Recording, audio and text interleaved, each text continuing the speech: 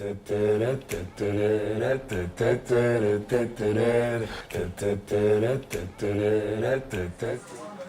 right. Last presentation of the day, and then we have some drinks. How are we doing on energy levels? Do you guys know what the number one reason is for low energy and concentration? Hydration, yes. So probably we did not drink enough water, I assume, during the session. It's super hot in here. But I'll try to keep it interesting and short.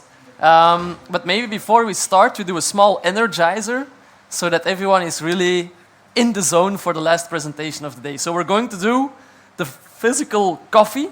Who knows this exercise? No one? Okay. So the idea is when you rapidly start tapping parts of your body, you activate your nervous system, it increases your blood flow, and it has the same effect as drinking a coffee. So we're all going to stand up. Yes. And we're going to start tapping our body at several places at a high pace. And it has, don't knock yourself out, but you can really hit on your butt, your legs, on your face, like this, your back. All right, great, thank you. So we're all energized for the last session. Too much coffee. All right. No, I'm going to ask a question first. Who here is working in a product related to technology? Who is in product management related to a technology product? Okay. So let's address the elephant in the room here. Myself, I'm not a product management expert, right? So I hate to break it to you, you will not learn anything about me, about product management in a technology environment. But the good thing is that I have worked on multiple products that have been used by over 50,000 people. So I think I can tell something about how to build a product and how to create value. So the first business that I started 7 years ago was Conversation Starter. Some of you might have used it already at a conference or a trade show.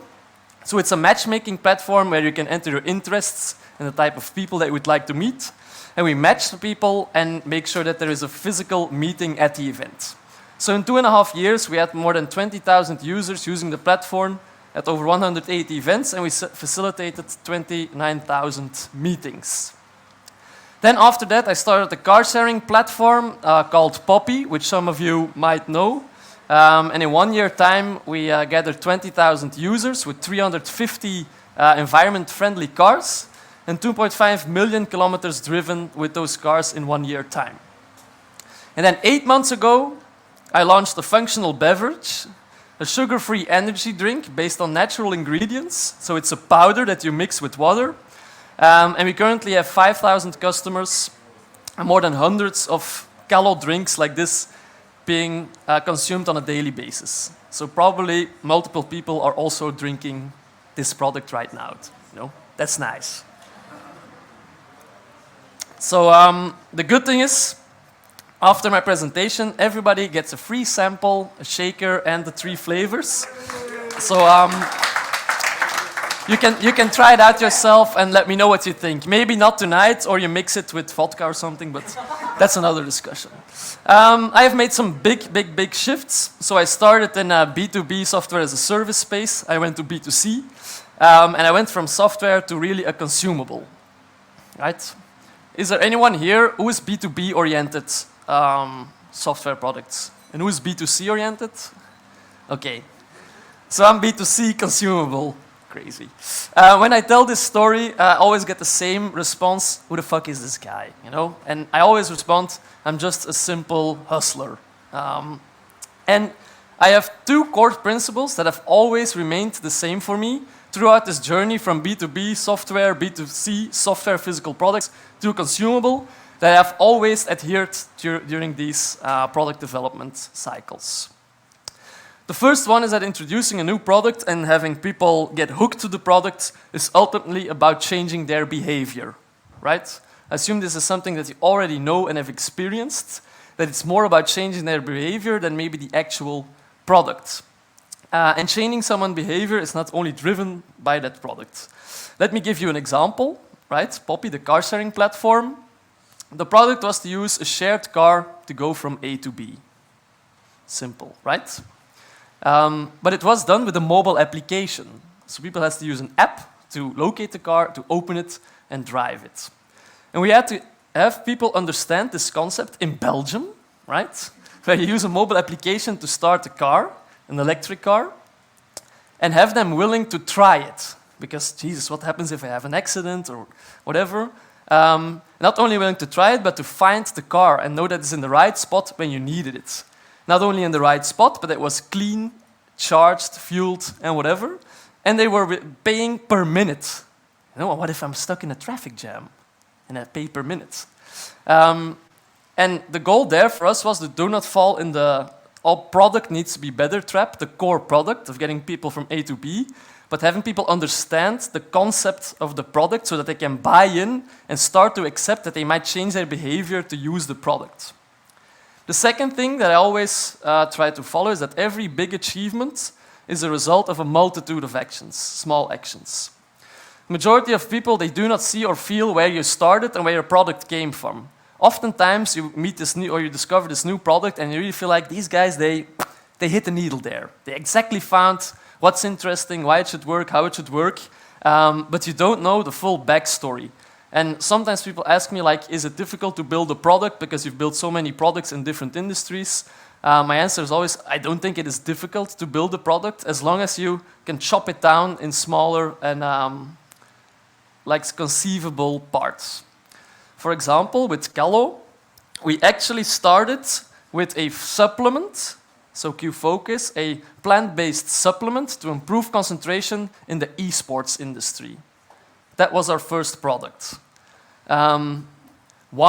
Almost no one feels like they are an esports athlete. Even if you ask like competitive players on a Belgian level that compete and win prize money, they say, yeah, but I'm not an esports athlete. You know, it's a cool product, but I don't feel like an esports athlete. Second, people don't like to swallow a pill. So we didn't do proper research before, but then we started to realize, okay, we had some customers, but they were still combining our product with drinking Monster or Red Bull. So we started pivoting towards Q Energy, so the solution that we have right now, and we shifted from esports to gaming, right? And this is not like a product change. This is a marketing change with the same product, with the capsules in the beginning, and it immediately had a big difference, that people felt like this would be something for them. And then we launched Q Energy, and so we had gamers drinking our products, and then there were people coming up to me and they said, like, yeah, can I also use this when I'm studying or when I'm working? And the answer, of course, is yes. There is no ingredient in there that detects that you start Call of Duty or World of Warcraft or whatever. So of course, without changing the product, by changing the marketing and branding approach and showing a lifestyle of how you could use our product, we could start changing people's behavior. So two things. It's not only the product. That's something that I've always learned. It's about the conditioning that you do with people to using your product. And every big change, you can do a lot of things, but it's always a multitude of small actions. But there are also a lot of different things between a software product and a consumable. First of all, we literally have almost no idea how people use our product, right? There could be someone on the moon right now drinking the product. I wouldn't know. Yesterday there was a guy who came up to me and he said, like, yeah, the red berries flavor, I mixed it with some milk and it's actually a nice milkshake. Okay, yeah, weird, but might work. And then there's another guy, someone's father, who said, like, every morning I take a big bottle of 2 liters of water, I add some of the powder in it, and then I drink the full bottle throughout the day. So I have enough water and I am energized. Again, not why we developed the product, but if it works for them, great. But we have no data on this. And that's something that I really missed from my software experience, let's say, or the software history, is that you have way more data on how people actually interact with your product and use the product. So that's something that we solve with community management, which I feel is way more important in terms of product development than with a software product, especially B2B. But that's what I've learned throughout the way. Secondly, are we selling a product or are we selling a lifestyle? Also a big difference. Let me give you an example. You go home this weekend and you go to Brico or Gamma or Hubo and you go buy some nails. Why do you buy nails? Because you want to go home and you want to put the nails in the wall and hang something against the wall. But what do you want to put on the wall? Maybe like a painting or a picture or whatever. Why do you put the picture there? Because you want to feel at home or at ease at your home or have a good feeling. So you're not actually buying the nail, but you're buying the good feeling of a nice home, right? I don't know, is anyone, you guys know Gary Vee and Logan Paul, I guess, I assume. So 2 weeks ago, they had like this podcast, and there was a very interesting piece, and it also reminds me of Timothy with his 2 different colors of shoes. Is that you can see Logan Paul is sitting here with like this weird shirt, you know, it's white and it's yellow and it's dashy. And Gary Vee said, like, we always drastically underestimate that what people buy and wear and use, that is a way of communication, right? We don't only communicate verbally or by moving or by talking online or whatever. We also communicate with how we look like and how we're dressed. And because Logan Paul is in the NFT scene a lot, where there are a lot of designers, he probably bought the shirt because he wants to give those guys the feeling that he knows what type of guys they are, that he's one of them, right? So by buying a product, people by buying our product and using it, they communicate a certain lifestyle or a certain feeling, or they want to show what type of person they are. And that's drastically more important with a B2C consumable, I felt, than with a B2B software as a service product. Now, the reason why I shifted is because I really get super excited if I walk on the street and see someone using our product, or I attend an event, or whatever happens, and people actively sharing on social media that they're using our product. That's why I went through all this misery of going to a consumable product and not staying with a software product, because I really love this feeling of seeing people using our physical products. And for example, this is a picture of a random person doing a hike in Italy, and they shared this picture on social media. That's what I really like about doing a physical product. And the thing that I think I hate the most is that changing the product, like, it takes a lot of time, right? I really look back at the amazing days of being able to, like, in a month, or like the previous guy saying, like, yeah, in 3 months' time, change the product that you increase, whatever it was, retention with 30%. I love it. You know, that is possible with software. That's super amazing, but that's a big challenge that we have. And I'll give you an example. We created a formula with 10 grams of powder that you should mix with 400 milliliters of water. That is the ultimate way to ingest it and have the best effect. But we learned throughout time, and the only way that we could learn is by talking to our community, because I couldn't observe it in like a technology platform, let's say, that the best flavor experience was 8 grams of the powder with 500 milliliters of water. So it took me months to discover this, because I saw challenges in certain retention percentages of reorders, and I was really trying to figure out why is this happening. And it was related, or it is related to the flavor.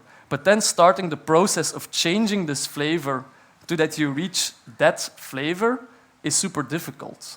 It requires R&D, then you have to start focus groups, and then, because in focus groups, even there, people are not always honest about their opinion, and have to have long-term use of existing customers and not existing customers before you decide to change the product.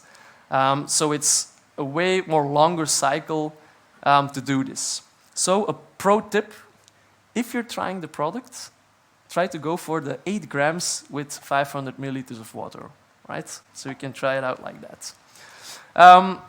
One thing that's always remained the same, whatever product I was building or whatever venture I was building, is this was the first, in the first 4 weeks of Poppy, that we had 4 total lost cars, so which were crashed. And yeah, some people found cocaine in a car. It's okay. This is an example of Poppy, but everyone has a plan until they get punched in the face, right? I think that's my biggest thing in in product management is whatever way you're approaching it, whatever way you're doing it, that it feels right and that you create value, in the end, always shit will happen. You know, that's part of product management. Shit that you haven't foreseen and that you have to solve. But the good thing is, we are all product hustlers, so it's impossible to beat someone that never gives up. And I invite you all to keep on sparking positive energy in product development and creating value to people around the world. And good luck with the rest of your product management career. Keep on building.